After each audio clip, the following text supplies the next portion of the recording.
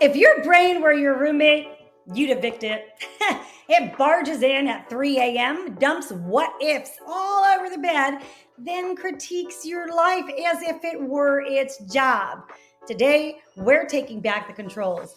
I'm Dr. D, and this episode of the True Wellness with Dr. D podcast, we are going to do a reset on mental chaos.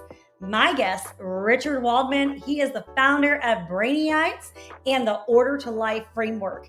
So we're going to talk about how we take this operating system and get it to work better so the negativity doesn't spiral out of control, impacting your future, your day, and all of it, you guys. And we're going to go over how to snap back to the only point of power, which is now. So no fluff, you guys, no therapy speak, just a clear map you can use today. And we're going to teach you just in minutes how you can support yourself, your family, your friends. And if you're done letting that inner chatter run the show, then this is your episode. Stay here. Let's put your brain in order. We're Richard Waldman and the Brainiacs way. Welcome to True Wellness with Dr. D, the podcast where we explore what it takes to live with vitality, balance, and purpose. I am Dr. D, and each week I'll bring you powerful tools, inspiring stories, and expert insights to help you thrive in every area of your life. From health and wellness to mindset and navigating life's challenges, this podcast is your guide to creating a life of true well-being. Be sure to check the show notes and grab your free copy of the True Wellness Checklist so you can get started on your journey to true wellness right away. Now, let's get started.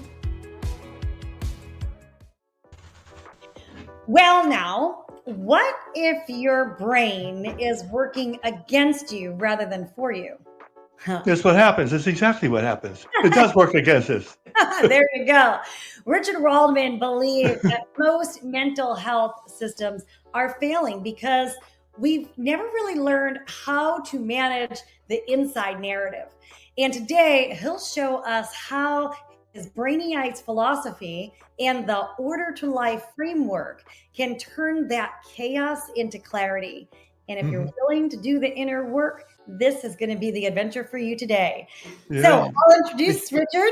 You are the founder of Brainiacs, a mental wellness movement that's really built around this Order to Life framework, right? It's a one-page schematic that's really designed to help people recognize, manage, and redirect the inner chatter that holds them back. And for all of our listeners, Mr. Walden, he's a veteran, he's a pastor, a coach, an author, a speaker, and he really blends, faith, psychology, and he's lived experience, right, is about challenging the modern mental health system as a way to offer really a fresh path forward, I would say. So his book, Your Guide to a Better Way of Thinking, and the Brainiacs platform, they really aim to empower individuals to reclaim control of their thoughts, their relationships, and their lives. So thank you so much, Richard, for being here with me today. I know we've got so much to cover. Thank you. I'm excited to be here because I love this topic. We're going to have fun. We're going to have fun. I love that. Well, I mean, let's just start with the name, right? Sure. Brainiacs. Like, how is that just captures my attention right there. There you go. That's the old idea. They kind of grab your attention, and that's what we're dealing with. The brain. And a brainiac is seeks a different level. Seeks. I guess one of the first questions let me back up a little bit. Stuff will always happen. That's why they call it life. Right? Things will come out of the woodwork. We didn't expect, we didn't know, and all these things. And so right away, we react and all this. Well, the first thing a brainiac does is pauses, take a moment, looks up, says, Lord, how are we going to manage this? How are we going to manage it? It's like, and you just mentioned it. And so it's taken it back. It's the thing we don't want to do, which we have to do, we react. Oh, yes. We react to everything. And so it's taking a different step. And then there's several dynamics going on too, which you just mentioned. our brain is not our best friend. Okay, it is not our best friend. Yes. And the thing that I came up with, I got involved in this and the coaching. One thing, let me back up. I used to teach. I got involved with teaching classes, continuing education classes years ago, and that's another story. But uh, it was a chance kind of a thing. It just happened. But I got involved and creating class. And what it was, for example, you have an attorney and you have a stockbroker or a financial guy. Well, they work together on retirement plans. Okay, and so continuing education class can be used to market each other. So in other words, if you're an attorney and I'm a financial consultant, I want to meet you. Well, what I do is I'll create a continuing education class that it has to do with law that because you need it. And so hopefully I do the class. You come to the class, right? And I get a chance to meet you. And there's a 4-step philosophy that we use. Actually applies to everything: exposure, comfort, relationships, business. So consequently, if you're in my class, we're talking, and I have a Socratic approach. I ask questions, I get involved. We have a dialogue, Yes. and after a while, we start becoming comfortable with each other. We hopefully have that relationship. And who do we do business with? People we have relationships with. Yes. Okay. So we try to keep it real slow. I got heavily involved in that, which I loved, and that happened by accident. And so anyway, um, uh, bottom line is, I was going on. I was doing talks at different companies and getting a little bit more involved into um, talking about the circle. But now I'm starting to get in people's lives now. Well, Rich, here's what's going on with me, and now I found myself, not only am I dealing with their outer world, now I'm having to deal with their inner world. Mm. And we all have one. And we all look back, things that we said and done, and why did I do this? And boy, I was really stupid about that. And so I started really getting involved in this. And I had a fantasy one day that someone came to me and said, Richard, we want you to create a class. And the class is, we want to be able to explain why we humans, why we can be so extraordinary and at the same time confused, self-serving, and destructive.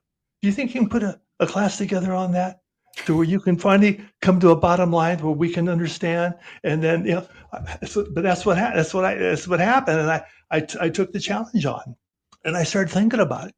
And I've got Bibles, and I've done a little bit of scripture reading. I'm not religious, but I'm very much into reading scripture as far as the lessons and things of that nature. And I start really getting into this. And for example, I thought, what if you took Einstein and all the great, wonderful, smart people in the world, and you stuck them into a room, and you said, look, I've got this New Testament, I've got this Old Testament. You cannot come out until you tell me in one word what these represent. Yes. One word. Because I'm all about brevity. I love simplicity. Make things simple. Someone once said, if a fifth grader can't understand it, get rid of it. Okay? And so it had to be peace. What else is there? It's the only state of mind that shares common ground with the universe.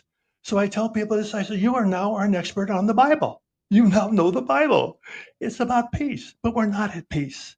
Why aren't we at peace? And then one thing led to another. I thought, well, maybe there's a connection between our intelligence and the fact that we're destructive. Okay, Okay. we're intelligent, and so that's kind of started it. And so the conclusion I came to is uh, one of the books I was reading was talking about our self-image. It plays a role in how we think and behave and how we see ourselves. And I'm thinking about this. I go, well, wait a minute. I didn't create the image in my head of who I am. I Yeah. didn't sit down with my brain and go over what my values are. It just happened. And not only the image, but it's a distorted image. We don't have a real clean image of who we are. We see ourselves largely as being incomplete. We're incomplete. If Right. I only had this, if I only had that, I would be a whole person. Many times it's things that we have to get our credit card or checkbook. Oh, God, I've got to do. God, I feel so good. But then the buzz wears off, and you're on to something else and something Yes. else. Yes. Not knowing that we were born complete. We were born complete, and so I started establishing things, and then the big thing I came up with is that our brain has the ability to create on its own. Mhm. It created the image in our head of who we are. And here's the problem with this whole thing, Dr. D, is that not only it's an image, it's a judgmental image. It's judgmental by nature, Yes, it is. which is why we're judgmental. Mm-hmm. Everything comes out of our mouth is in a way a judgment. You turn on the news, it's all about judgments. Okay, you took judgment out, you don't have a story. And so we're judgmental by nature. And then I thought, gee whiz, what if we started supporting each other instead of judging each other? Mm-hmm. Wow, wouldn't that make a change? So all these things were coming down the pipe, and then I'm getting involved with Jesus. Jesus says, "Seek the kingdom first, and it'll be added to you." I got. Well, what's the kingdom? And do you mind if I read something real quick? Sure. Okay. Bottom line is, it's out of my book because I came up what I think maybe the kingdom might be. Because you can't, it's the kingdom of God appears in the four gospels more than 80 times. Jesus obviously valued it, I think, above any other topic, but no one knows what it is. He said, "Seek the kingdom first; it'll be added to you." When I talk to Christians, sometimes I'll throw this out. Yeah, are you doing what Jesus instructs us to do? In fact, it's the first thing he tells us. Well, what is that? Well, he says, "Seek the kingdom." You're doing that, right? Kingdom of what? No one talks about it, doctor. No, no one. Yeah, what it is, how to reach it. But Jesus says, "Seek it first." Yes. Seek it first, and it'll be. So, bottom line, this is a conversation between two people. Bottom line, they're talking about states of mind and things of that nature. And the title of the chapter is "Be Ye Perfect." A perfect state of mind is your gateway to the kingdom of heaven, said Noah. But what does a perfect state of mind look like? Replied John. Picture, if you can, an inner calm so complete that nothing is wanting. There are no internal or external conflicts. It's a non judgmental condition that's passionate about creating, open to change, and in order. It's called perfect because mental perfection is in harmony with God, where all things are added to you. Added to you in what way? Asked John. Is your body at ease? Is your mind free to think of wondrous things when you're anxious or upset? Will others invite you to break bread when you judge and curse them? No, I see your point. A state of mind like that wouldn't attract anyone or anything. But it doesn't seem fair, Noah. Having to monitor what God gave us is like buying a new car that constantly needs tuning. You're right. Yes. Our brains do require attention, and it's our job to keep them serviced. Anyway. So I came up as far as what I thought maybe the kingdom of God, might be, as far because if we don't know what it is, how can we aspire to it? Yeah. If we don't know where we're going or what it looks like when we get there. So Yeah. I'm a visual person, and I'm all over the map here. Our greatest mental asset is our imagination. Our greatest mental process is staying curious. Yes. And you're that way. That you're a scientist. You're scientist. I'm a science buff, and I heard this years ago. We scientists love questions. We Oh love questions. We yeah. love we love questions, and that's kind of the guy I am. I want to know what's on the other side of the hill. Why do we do? What's going on? What does this mean? And so, as I started putting this together, I wanted to be able to put it in a format that was easy to understand, and also it's transferable. Meaning, if I show this to you, within minutes, you can show it or teach it to somebody else. It's Right. simple. It's Simple. a very yeah, it's simple, and I use real complicated words like awareness, present moment, conscious choice, connecting. That's a big word. Yes. Judgment, Yes. chatter. So these are high tech, really sophisticated words. So I keep it just very, very simple. For example, you cannot have a negative state of mind until you judge something. So Mm, the question is, I was talking, one of individuals I work with, we were talking about this and that, and they were telling me about they were concerned, and then I said, well, you know how to handle this. She said, what do you mean? Well, what are you judging? She says, God, I didn't think about that. You're right, Richard. What? Here's what I'm judging. I'm judging that, if this doesn't happen, okay, yeah. okay. So how are we going to manage it? Well, if we cannot do anything about it, if everything's like in cement, right, we're going to let it go. We're Yeah. gonna let it go because I can't be at peace if I'm suffering. I'm and I Right. love and I love this term, doctor. It's a biblical term, and I had to check it out myself. It's the Father doeth the work. And I Mm, heard this years ago, and I thought, I'm going to check this out. And the next time, because my mother was neurotic, judgmental, the word. And I thought, oh my God, I didn't think I didn't think I grew up like her, but I did, but in a different way. All the same stupid, crazy tendencies, I had them. And one of us being neurotic and worrying. And so something came up and I thought, I'm going to check this out. I can't do anything about it right now. I'm just going to let it go. I'm not even going to think about it. It's like we're on the basketball court and I'm telling you to shoot the ball, but I've got it. I got to let it go. I got to give you the ball. Yeah. And once I did it, I made the promise to myself, I'm not going to think about it at all. And I'm going to allow the answer. I'll wait. Well, how do I say that? The universe will produce the answer when the time's right. Okay. Yes. So sure enough, the answer comes up, worked out okay. Or you know what else I find, doctor? And when it doesn't come up quite the way I expected, maybe I'm expecting to go down road A, but then I find myself now I've got to go down road B. But when I go down road B, I find out it's better than road A. But I wouldn't have known that had I not let it go and followed what the universe was pointing me to. Yes. And so we resist all of this. The universe, I get chills. It speaks to us, but Yes. we have to have that mindfulness of listening to it, and so it works, and the whole thing is we want to be at peace. That's the goal. We want to be at peace, because if you're not at peace, well, let's put it this way: if you're angry, upset, and depressed, are you enjoying life? Are you aware of what's around you? Do people want to be around you? Of course not. You're not living life. You're suffering.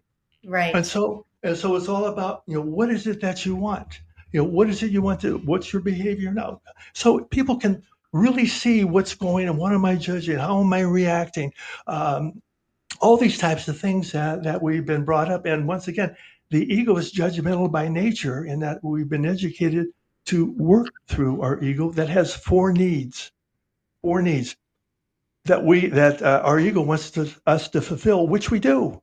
And these are not in any special order. The first one is our ego wants us to show the world the image in our head of who our brain thinks we are.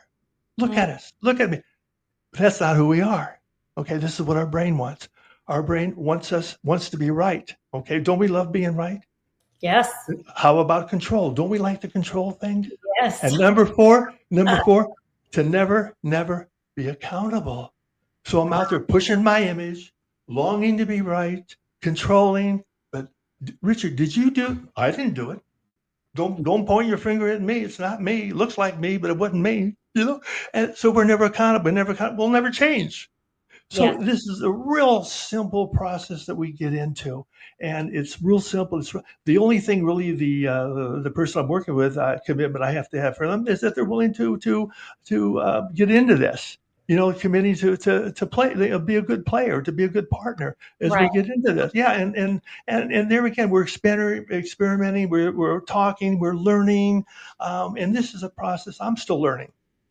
As you know, life is a process, as you know. Life is a process, and the thing is, I want to enjoy it. And I know we want to enjoy life. Yeah, and you may have heard this. Did you hear about the odds of us being a person on the planet? Did you? Of course. You heard that? Yes. Yeah. Why? Yeah. I heard it was like 400 trillion to one. Yeah, we beat the odds. So now you have life. What are you going to do with it? Okay, you've got life. You beat the odds. What are you going to do with it now? Yes. Are you going to, pardon my French, piss it away, sit on the couch, be angry, upset, and depressed? Or are you going to get out there, press the flesh, and say, hey, there's all different kinds of things you can do, and there's challenges, that we can meet head on and be successful. Is there anything you want to ask me? Because I'm kind of, rolling here. Well, let's break it down so that it's really okay. For people. So what I hear you saying, right, is okay, how do we outsmart our brain? So the first thing I hear you saying is, well, first of all, we got to pay attention, right? We've got to recognize the fact that our brain has a default way of functioning. And what I've heard you say is that is through judgment, right? And then the need to be right, of course, the need to release accountability and responsibility because it makes it easier or appears to be easier that way. And then so once we engage with, okay, so I'm not happy in this moment. What's the judgment? Is that the first step? Stay with us. We'll be right back.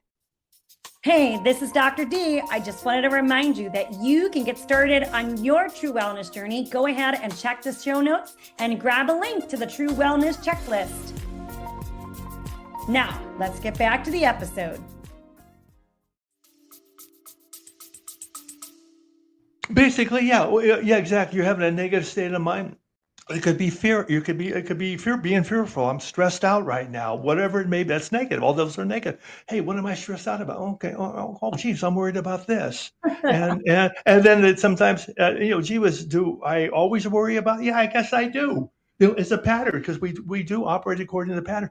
I was at the market the other day. I'm talking to a gal. We're one thing led to another, and we're talking about this stuff. And she says, "Yeah, there's something about me I don't like." And, she tells me, she tells me what it was. And I said, "Well, who else is in your family's like that?" She says, "My mother." I said, "Well, that's where you got it from." And she got it from her mother. This is like viruses. We pass it on down. We pass it on. She goes, "I never thought of that." I said, "But keep in mind, that's not who you are." Right. Okay. So let me think about it, so, and as long as it gives you pause and there's many times I don't listen to my own advice. I'll charge ahead now, and the 5-minute job took 5 hours because I didn't read the instructions or something stupid like that. Yeah. Yeah. So, but we make things so hard, and the most important is to enjoy life. Yeah. Both my wife and I, had been married before, and we knew our exes and anything. She was a very, very wise woman, and we decided to get married. She says, "Richard," she says, she says, "You didn't have fun with Marcia, and I didn't have fun with Johnny." She says, "You know why? They didn't have, like, for example, our sense of humor. They don't have a sense of humor.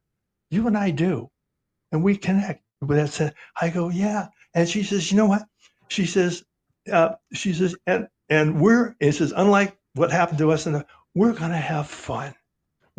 And we did. And I'm going to say we did. She passed away about 9 years ago. I miss her dearly. Yeah, but she was incredibly wise, street smart. She just was an incredible partner, and you talk about, love, doctor. I think I define it this way. We all have a set of values. Okay. And if you can find someone where the two sets of values come together, all of a sudden they're one. Mm. Your value match.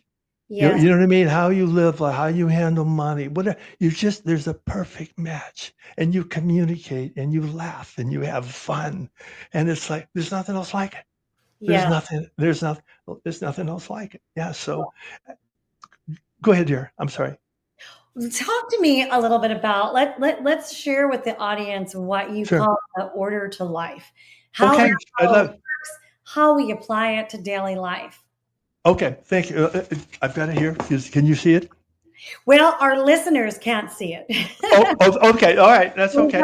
We've got it. You can share it with those who are watching us on YouTube, but for everyone who's listening via a podcast, I gotcha. They'll need to be able to take a look at it. Yeah. Okay. Well, the whole thing was, when I came up it's like playing football or any kind of sport. You've got to have plays. There's got to be structure to it. And when I started getting involved with mental health, there is no structure. I find there's chaos. And I'm looking, as far as you look at any mental, as far as mental, the therapy is all the same. You talk it out, you drink some tea, you go for a walk, you eat. And there's no structure at all about working on your inner world. Yes. Dealing with your outer world. Uh-huh. And here's another one too. You'll appreciate this, doctor. You take any area of science, I don't care what it is. And chances are in the last 25, 30, 40, we've learned something about that topic. Yes. Chances are, when it comes to mental health, we haven't learned anything.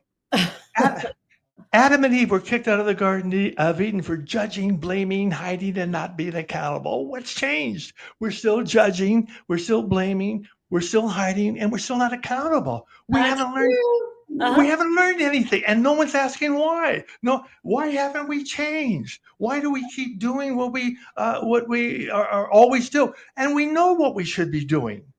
And then for the most part, we know what we should be doing, but we don't do it. We know we should be kinder and all these other things, and on top of things, and be mind. We know, but we don't do it. Why That's don't we do? But no one questions why we don't do what we need to do. See, that's the thing. And I thought, this is so, Jesus said, know what's in front of you and what is hidden will be revealed. This is, Doctor, right in our face. okay. So how do we Yeah. get past it? Well, first of all, we got to recognize it. Okay, Yeah. what with the thing that's deterring us is our brain.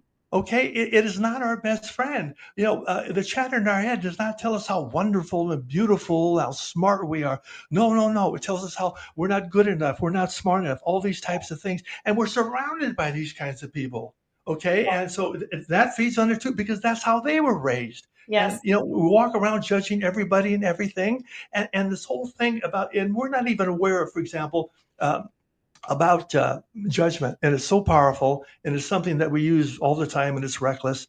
And see, in other words, if we're having a conversation, and I say something, and what I say basically is making you wrong. I'm not saying you're wrong, but I'm based upon what I said, I'm inferring that you're wrong. Uh-huh. Okay, and what's the benefit to me? Well, if you're wrong, then I must be right. Yes. And we're not aware of this, that Yeah. this is something we all do, because we don't see ourselves as a complete person. So sometimes we'll try to fill in well, I need to go out there and bully, to feel good about himself. He beats up on someone who can't defend himself because Right. he has no personal power. He wants it. Okay, we want to be these kinds of people. We want to be right. We want to be admired. We want to be in control. And no, we don't have to be. Yeah. You don't see any form of life controlling any other form of life. Well, the way I see it, right? The way I see it is this kind of like every complaint, every obstacle, every issue that we have in life is there because in some way we're getting something out of it. And this is what I'm hearing you saying. So like Yeah. there's a payoff, right? The payoff is Mm-hmm. maybe we get to be right. Maybe we get Mm-hmm. to avoid responsibility, right? Maybe we get to make ourselves look good, right? Or draw Mm-hmm. attention in. And so a lot of times when we're in this space where we're not joyful and happy, like you're saying, what's really going on in the background is this, the stuff that's benefiting us in a way that maybe we don't want it to benefit us, but we're still getting juice out of it. Yeah, yeah. Well, see, that's the chat. See, the chatter has a goal. Yeah. Keep us where we are, or worse. Okay. Yes. Like I say, it doesn't encourage us. And there was something else I was going to mention about the being. Anyway, go ahead about the being right, because that's something that we all like to be right, and that's one of the things that, like I say, if we saw ourselves as being complete, we wouldn't have to do some of these extraneous things to show how great and smart and wonderful we are. God knows. Mm. All right, we're good, and so part of that is self-acceptance. Now I can see, instead of the chatter running all the time, now I can come into the present moment, because that's our point of power. I can touch upon that. The present moment, the chatter in our head in the present moment cannot exist at the same place at the same time. Right. Also, change can only happen in the present moment. I can't change in the future. I can't change in the past. All we have is right now and right now and right now. And we hear the term about eternal life. Well, I have my own take on it. If we can live life, enjoy life right now, and we start stringing these present moments together, then Mhm. now we have control or the ability to create eternal life for myself, because I am in the moment and I'm Yeah. making it right now. And you see what I'm saying? So we Yeah. don't think of it in a very granular sense, because that's all we have is right now and right now. Yeah. The present moment. And also we have to be aware is that the ego, the chatter in our head, uses time as a weapon. For Mm. example, it loves to project us into the future and beat us up with what if questions we can't answer. Yeah. Dr. D, What if you lose your job? What if you lose your clients? What if you can't pay your bill? What if, what if, what if? And when the tires are beating us up in the future, it'll drag us into the past and remind us of all the stupid regrets, which is fears about the future, regrets about the past, all the stupid things that we did. We shouldn't have done this, and we don't realize that the chatter is bouncing us back and forth between the Oh, yeah. future and the past, and we Yes. wonder why we're neurotic. And Yes. because we don't know what the present moment is, we don't know what it is to be quiet. We don't know what it is to see ourselves as a whole person, and Yeah. it's real simple stuff. Yeah. Well, I think it's simple, but it's a really, really important distinction, right? Because Yeah. you're spot on. It's like we are never living in that present moment where really everything is exactly as it should be and perfectly perfect in that present moment.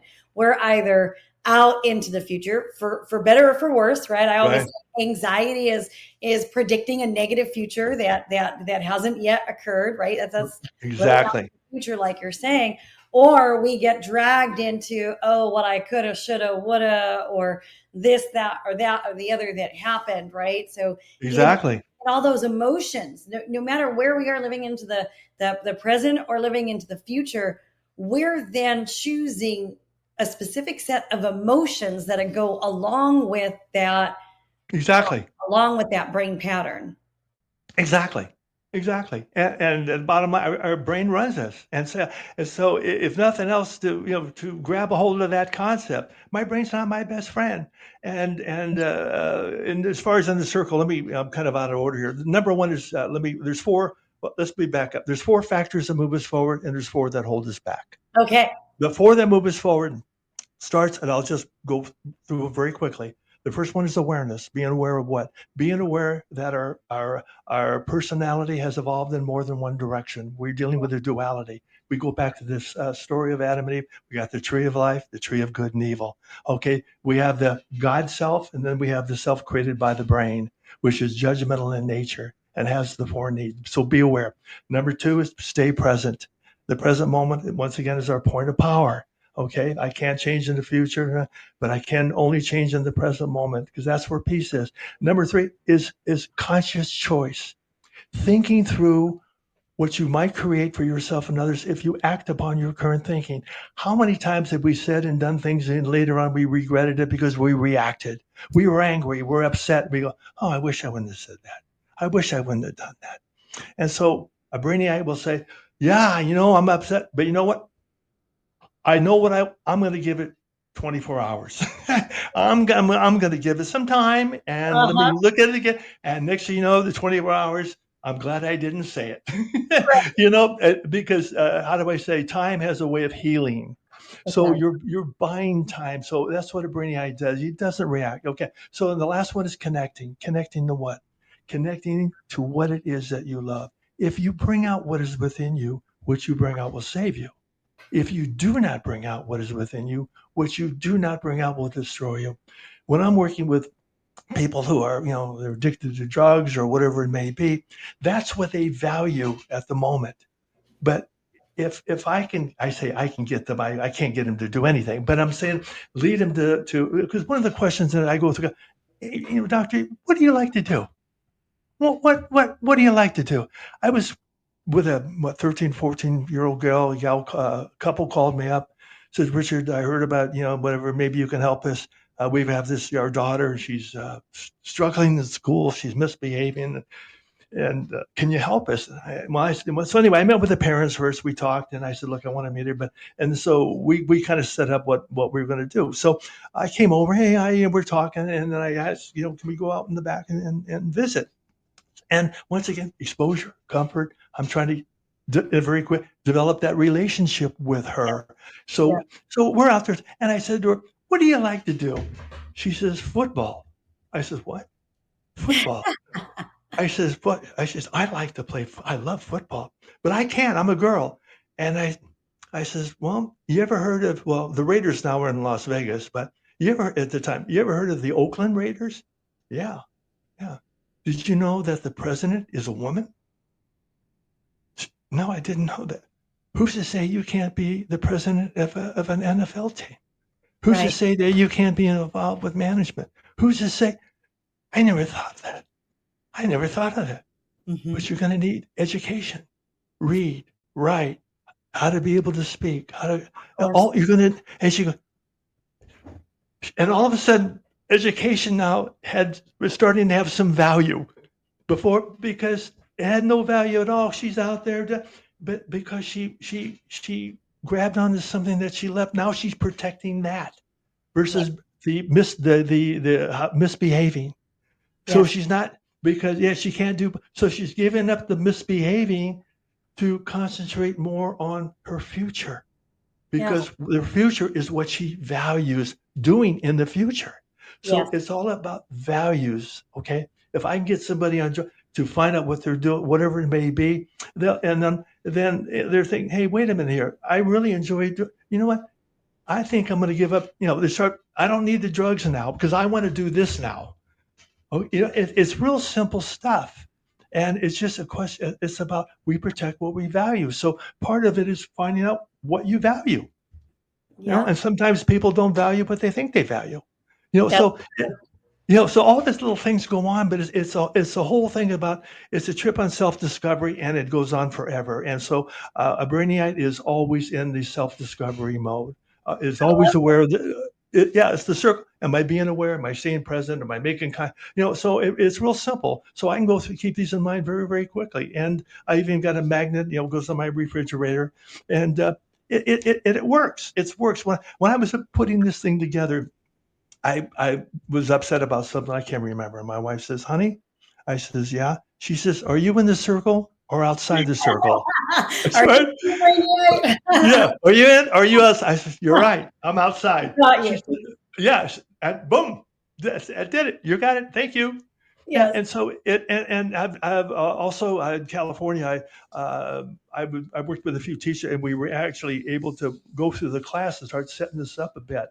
And it worked. The kids started understanding, hey, to be aware. And then I said, look, we got to start talking about their future. What is it they love? Have them maybe do a report on what they want to do. Let's Yeah. versus, well, here's the, you know what I mean? Is let the person get involved here personally. So they now have skin in the game. Now they want to show up. Oh, I'm doing a presentation. I'm doing all these. So it's real simple.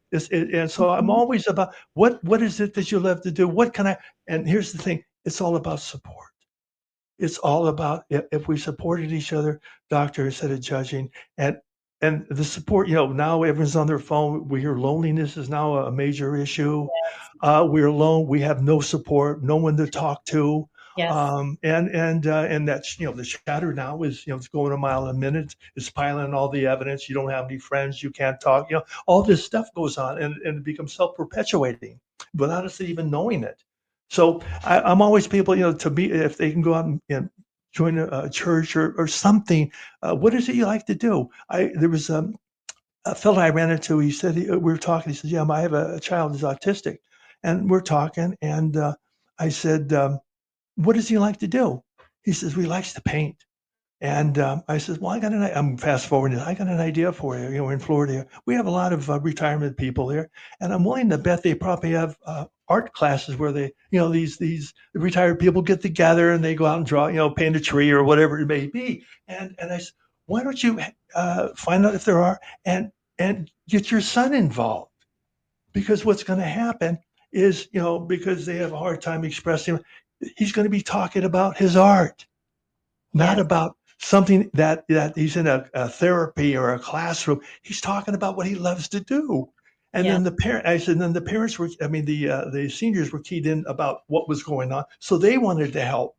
So they were cognizant of the young man, and this, that, I'm saying, not kissing his butt. So, but what I mean, being aware of what was going on so they could facilitate, his, and the child started responding to it. Mm. He said, because he wasn't visiting or made to talk about this or that. He was talking about his art. Yes. Yeah. Yeah. And so, and, Yes. and so, yeah, just talking about his art. So anyway, I'm just kind of bouncing around, but there's so many things that we can do.